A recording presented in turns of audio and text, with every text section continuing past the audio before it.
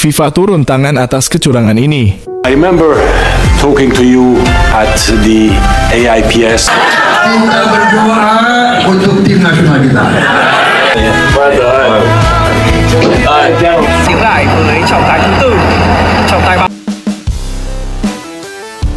Berita utama sejarah pahit terulang, Timnas Indonesia dirugikan wasit, Erick Thohir kirim surat ke FIFA. Berita kedua, Uzbekistan bayar wasit menjadi alasan penghapusan sejarah Bung Karno di Uzbekistan, Indonesia masih punya kesempatan lolos Piala Paris. Berita ketiga, 2 kali dirugikan wasit, Sintayong tuntut AFC agar adili wasit curang, Erick Thohir desak agar Jokowi pasang badan, PSSI beri kejutan selesainya naturalisasi Marten Paes.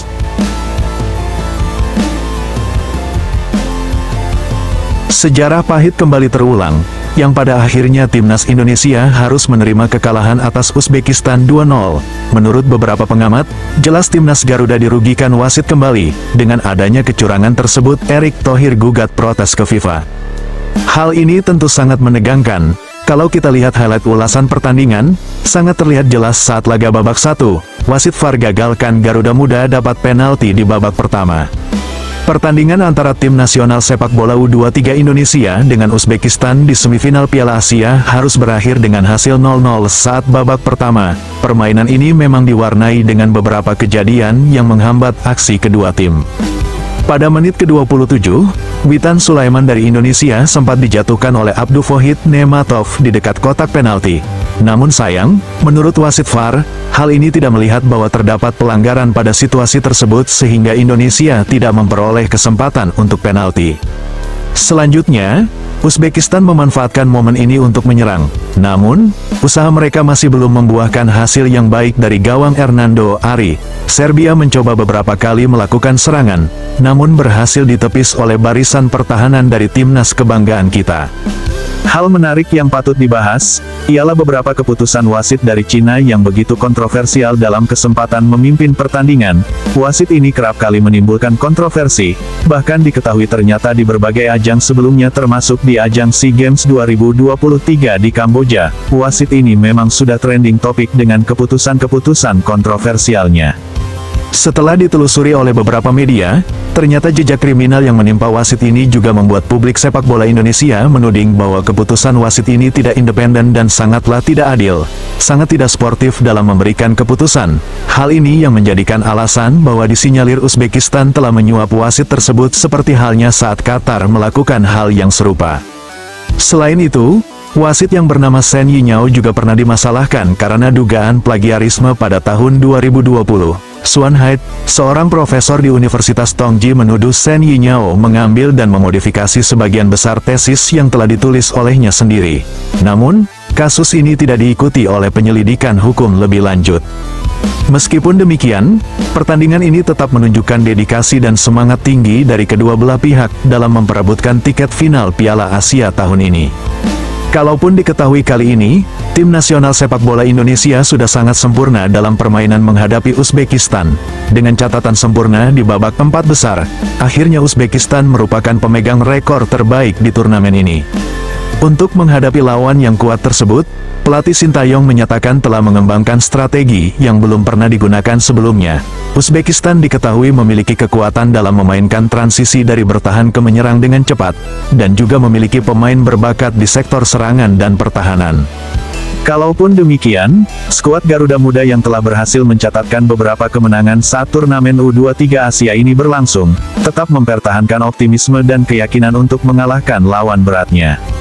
Momen menegangkan juga terjadi ke Rizky Ridho. Pemain dari tim nasional sepak bola U23 Indonesia ternyata harus menerima kartu merah saat laga berlangsung, menyadari bahwa ini akan menjadi kenyataan yang sulit. Tetapi para pemain berada dalam kondisi yang sedang tidak baik-baik saja dan akan berjuang lebih keras dari sebelumnya. Apalagi saat Indonesia juga berbaik hati menyumbangkan gol untuk Uzbekistan. Hal ini seharusnya pihak Uzbekistan sangat berterima kasih kepada Pratama Arhan, yang dengan ketidaksengajaannya harus membobol gawangnya sendiri. Pelatih Sintayong sangat berharap bahwa para pemainnya disiplin menerapkan strategi yang telah disusun bersama sebelumnya, sehingga bisa menghasilkan peluang dan mencetak gol untuk memenangkan pertandingan. Witan sebagai kapten juga menambahkan bahwa timnya akan bermain seperti saat berlatih, dan akan mengikuti instruksi dari pelatih kepala agar bisa menciptakan peluang dan mencetak gol. Kalaupun tidak berhasil meraih kemenangan pada laga terakhir, Timnas Indonesia U23 masih punya peluang untuk terbaik ketiga saat nanti berhasil menumbangkan Irak. Hal ini masih menjadi prestasi terbaik Timnas Garuda sepanjang sejarah, dan pastinya masih terbuka lebar untuk meraih tiket menuju Olimpiade Paris 2024. Ini juga akan mengakhiri penantian panjang Indonesia selama 68 tahun di pesta olahraga dunia, sejak terakhir kali tampil di Olimpiade Melbourne 1956. Namun, dengan keputusan yang kontroversial dan jejak kriminal yang menimpa wasit, menimbulkan pertanyaan akankah keputusan ini benar-benar adil bagi kedua tim. Kalaupun secara kenyataan, jelaslah bahwa wasit tersebut terlihat sangat memihak Uzbekistan, terbukti dengan keputusan-keputusan yang sangat tidak masuk akal. Mensikapi hal tersebut, Erick Thohir akhirnya melayangkan surat protes untuk FIFA seputar kejadian tersebut, kalaupun sampai detik ini FIFA belumlah memberikan jawaban pastinya, yang semoga kedepannya hal tersebut tidak terulang kembali di laga-laga selanjutnya. Yang pasti, semoga dukungan pecinta bola Nusantara tetap selalu bersatu untuk selalu mendukung Timnas Garuda dengan sportif, dan tidak ada tindakan-tindakan yang tidak diinginkan. Karena sudah pasti PSSI tidak akan tinggal diam. Mari kita support juga ya.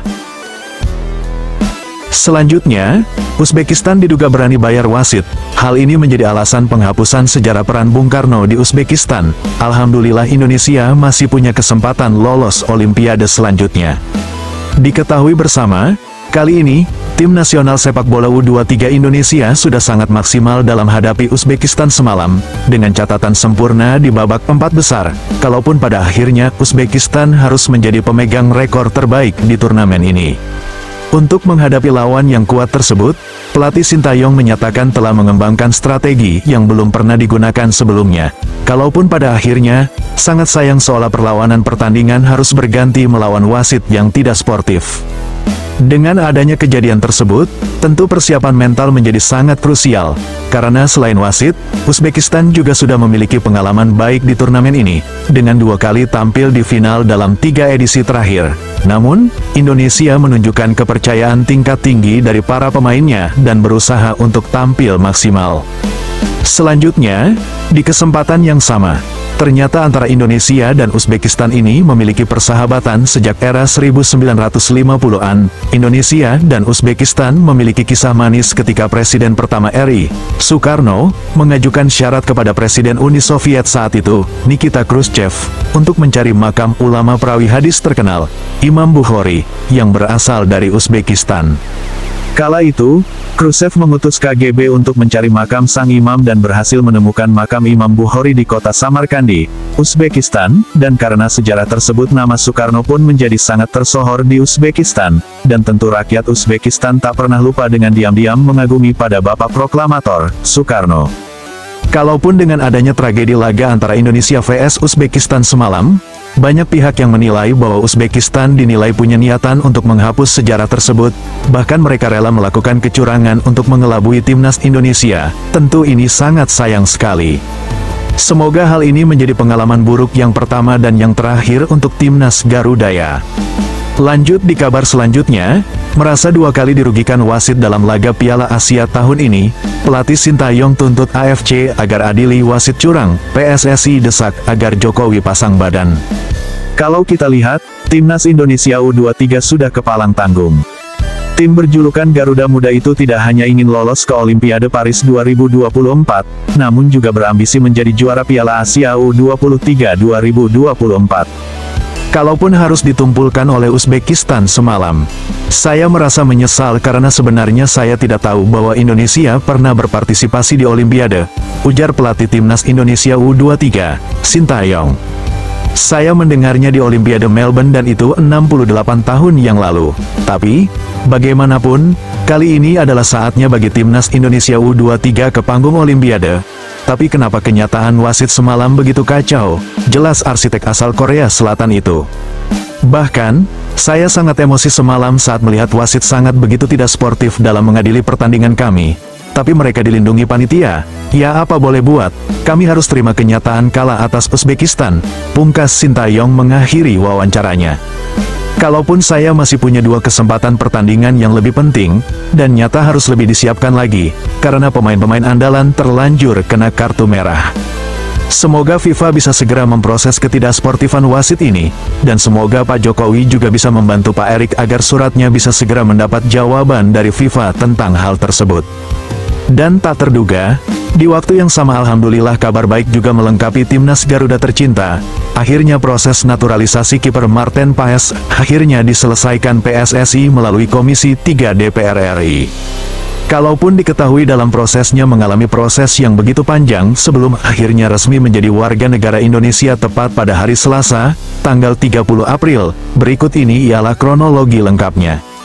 Pada tanggal 8 Januari tahun 2024, kiper klub FC Dallas, Marten Paes, melakukan tahap awal naturalisasi ketika ia berkunjung ke Jakarta dan bertemu dengan Erick Thohir. Setelah itu, proses administratif dilakukan oleh PSSI, dengan pihak DPR RI yang mengabulkan permohonan kewarganegaraan dari Marten Paes. Permohonan itu kemudian dibahas dalam rapat Komisi 3 dan Komisi 10. Selanjutnya, pada tanggal 7 Maret tahun 2024, DPR RI memberikan restu untuk melanjutkan proses naturalisasi, bersama dengan Ragnar Oratmangun dan Tom Haye. Kemudian, proses naturalisasi mereka dilanjutkan pada tahap menunggu keputusan Presiden. Kepres dari Presiden RI, telah diberikan untuk 3 pemain naturalisasi, termasuk untuk Marten Paes.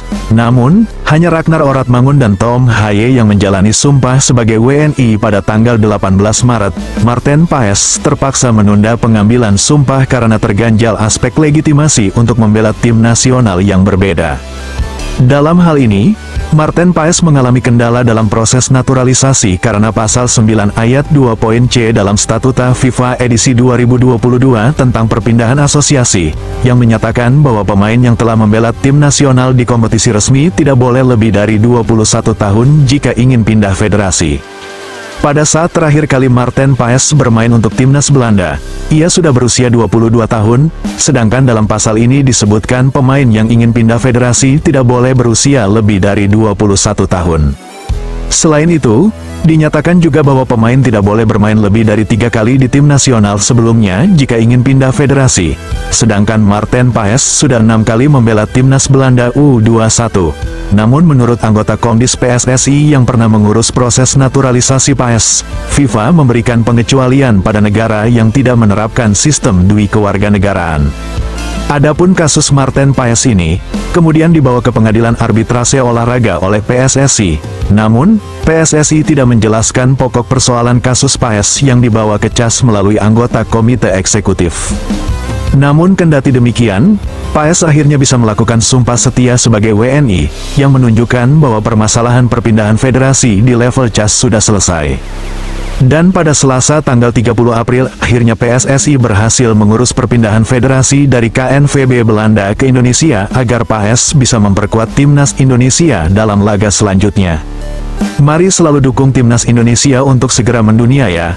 Jangan lupa berikan dukungan juga agar PSSI tidak mengganti Pak Erick Thohir sebegitu cepat ya.